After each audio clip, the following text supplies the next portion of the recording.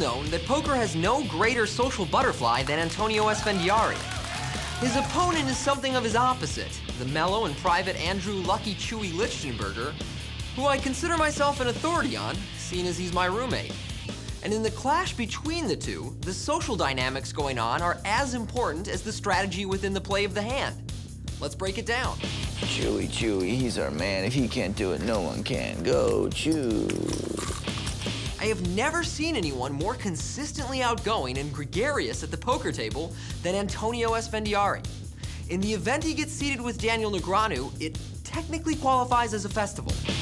Tonight, Antonio is being his usual self and has his usual chip lead, and his favorite target for the banter is Andrew, sitting to his immediate left. And the talk doesn't stop when the two enter a hand together, blind versus blind. The pre-flop play is pretty standard. Antonio raises his fours from the small, Andrew calls his 9-8 suited from the big.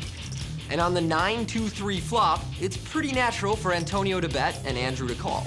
When the turn completes the flush draw with the 6 of diamonds, Antonio opts to check and call a bet of nearly half pot from Andrew. I think if I was going to invest more chips in Antonio's position, I would do so by betting. Betting will occasionally cause Chewy to fold a hand with decent equity.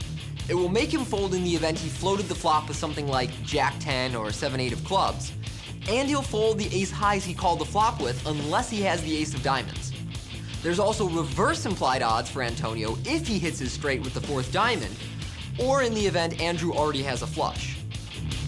The river is the seemingly harmless 8 of clubs. And when Antonio checks, Andrew fires in 3 times his turn bet, sending Antonio to the tank for a moment before he speaks up. And when the talk does come, notice the contrast between what's said before the hand. Okay, so what's the price? You can do whatever you want, normal life, but at night when it's time to sleep, you have to sleep on my couch. And what's said during the hand. Oh, this is gonna hurt, Chewy. It's gonna sting. What should I do, Chewy? Is he allowed to just sit there, be stone cold silent? You have a flush, Chewy? Do you have a flush? Do you think he has a flush here? Chewy, why do you look so comfortable? The idea is to build up a sense of social reciprocity, where things get to the point of, hey man, we're all just like hanging out, talking about stuff, sharing how we feel. Oh hey bro, what do you have this hand? Honestly, I often use the same trick at the table.